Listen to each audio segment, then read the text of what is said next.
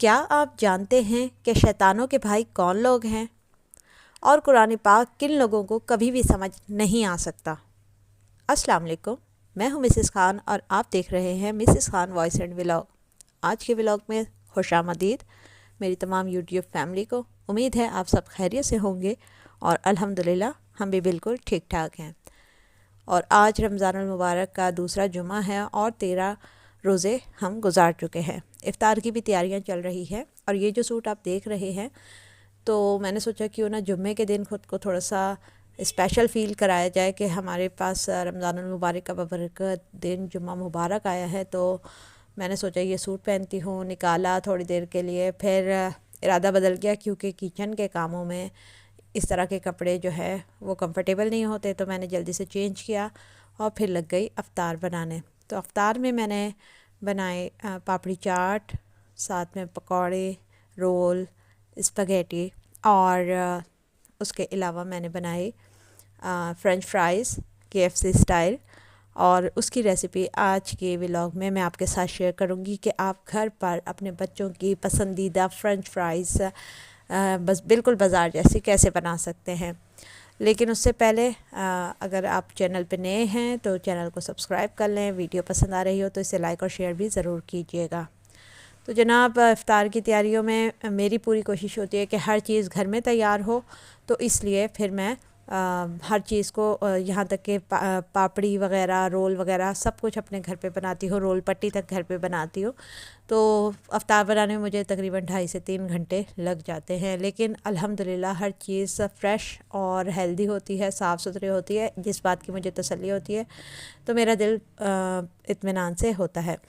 اچھا، میری ایک دوست نے مجھے کہا کہ یار تم ویڈیو بناتی ہو تو پیپر کیوں بچھاتی ہو، کاپیز وغیرہ کے عام سے کاغذ وغیرہ کیوں بچھاتی ہو، اور تم ٹیشو رول کچن کا کیوں نہیں لیتی، حالانکہ تم تو افورڈ بھی کر سکتی ہو۔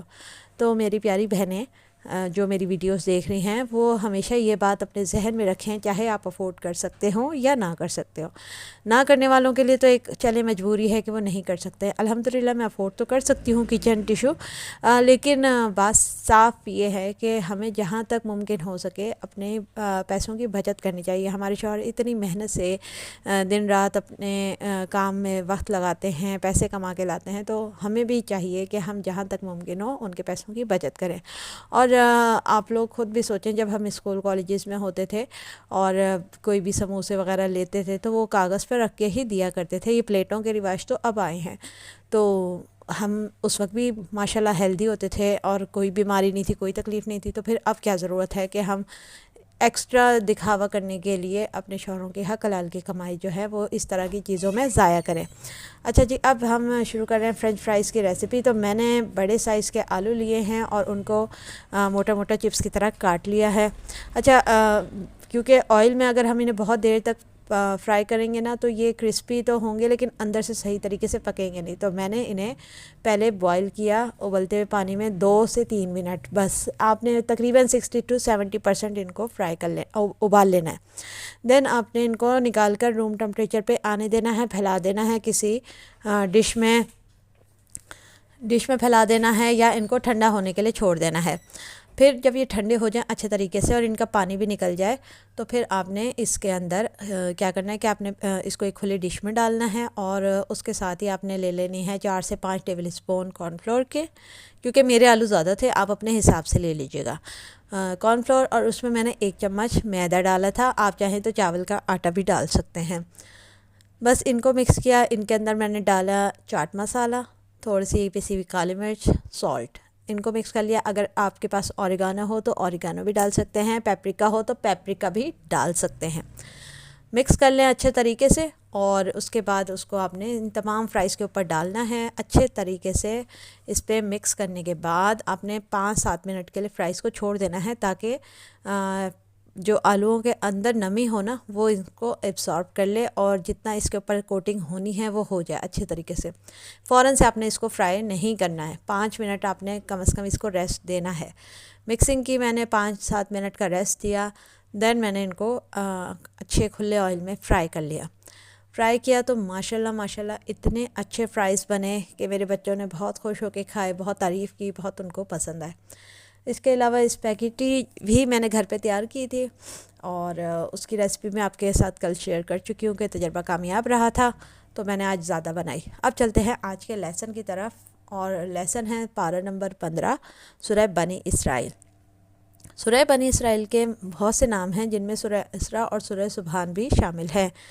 سورہ بنی اسرائیل مکی صورت ہے اور اس میں 111 آیات ہیں اور 12 رکوع ہیں۔ سب سے پہلے اس صورت میں رسول اللہ صلی اللہ علیہ وآلہ وسلم کے سفر معراج پر جانے کا ذکر ہے۔ معراج شریف نبی کریم صلی اللہ علیہ وسلم کا ایک جلیل القدر معجزہ ہے اور اللہ کی ایک عظیم نعمت ہے، اور اس سے حضور صلی اللہ علیہ وسلم کا وہ کمال قرب ظاہر ہوتا ہے جو مخلوق الہی میں آپ کے سوا کسی کو میسر نہیں۔ نبوت کے 12ویں سال آپ صلی اللہ علیہ وسلم معراج سے نوازے گئے۔ واقعہ معراج کا منکر کافر ہے کیونکہ وہ آیات قرآنی کا منکر ہوتا ہے۔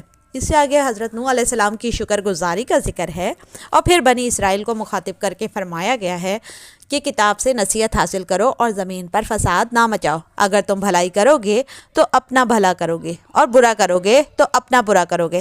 اس صورت میں بنی اسرائیل کے دشمنوں کو 2 مرتبہ ان کے فساد پھیلانے کی وجہ سے ان پر مسلط کیا گیا، جن میں انہوں نے حضرت ارمیہ علیہ السلام کو قتل کیا، پھر بنی اسرائیل کے علماء کو قتل کیا، توریت کو جلایا، مسجد کو خراب کیا اور 70,000 یہودیوں کو قید کیا۔ یہ دشمن سنجاریب اور اس کی افواج ہیں، یا بخت نصر یا جالوت۔